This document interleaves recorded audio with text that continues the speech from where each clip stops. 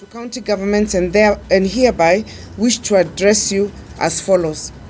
Number 1, status of disbursement of equitable share of revenue.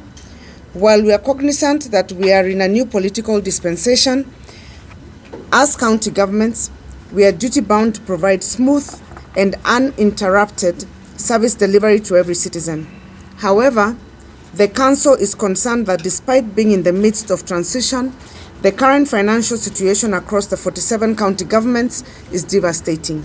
It is unfortunate that the third generation of county governments have started on a bleak note due to lack of resources. We wish to inform members of the public that the Constitution and the Public Finance Management Act 2012 requires that the National Treasury to disburse to counties on the 15th day of every month without undue delay. However, as at today, the total outstanding arrears owed to counties stands at Kenya shillings 51,762,201,733. As follows: Kenya shillings 20.31 billion is owed to 27 counties for August 2022 allocation, and Kenya shillings 31.45 billion is owed to 47 counties for September 2022 allocation. Further, the total allocation to be disbursed to counties for the month of October is 29.6 billion. We anticipate that the National Treasury will comply with the provisions of the law to release the funds on time.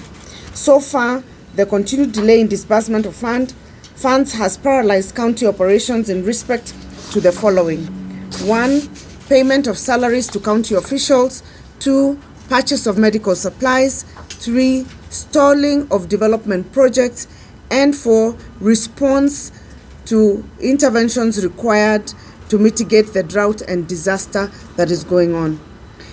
The delays and unpredictable disbursements of funds has negative impact on service delivery, and counties run the risk of accruing pending bills.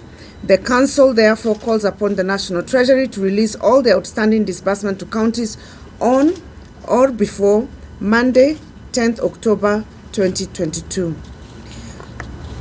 On the second issue of county government additional allocation, the outstanding amount for conditional allocations to county government for the financial year 2021-2022 stands at 27.68 billion, while in the current financial year, which is 2022-2023, conditional allocations amounting to 37 billion remain outstanding due to delay in the passage of the County Government's Additional Allocations Bill 2022. We note that the National Assembly, during its first sitting, reintroduced some bills that were not finalized during the 12th Parliament. It is noted that the County Government's Additional Allocation Bill 2022 was not among the prioritized bill.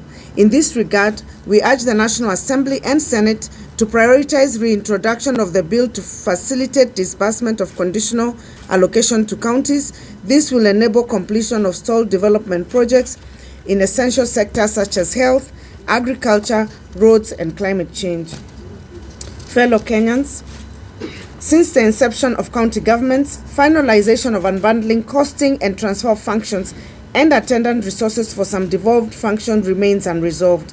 To bring this issue to finality, the Council has, in their meeting today, the Council held a consultative meeting with the Intergovernmental Relations Technical Committee on 4th October 2022, in which it was resolved that the COG and IGTRC will finalize the analysis of the unbundling and transfer of functions using the Big Bang approach, as was the case during the first phase of the transfer of functions spearheaded by the defunct Transitional Authority.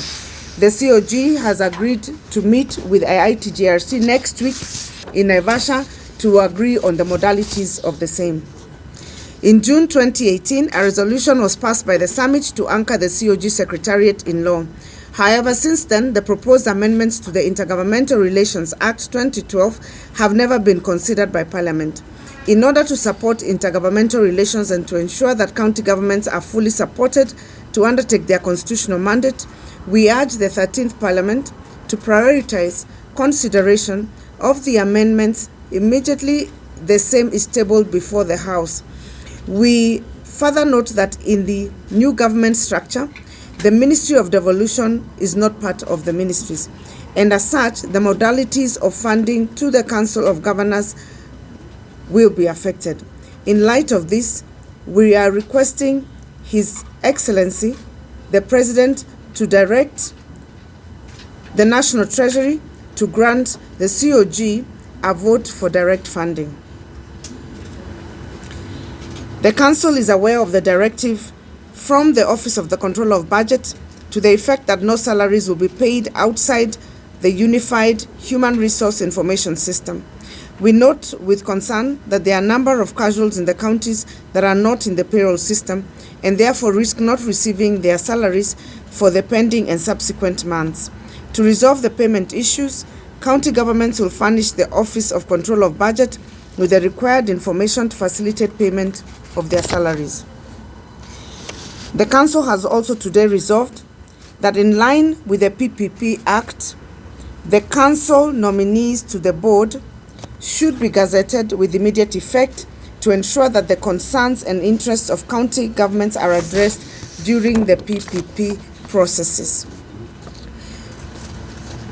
The Biennial Devolution Conference. Next year will mark 10 years of implementation of devolution since the inception of county governments in 2013.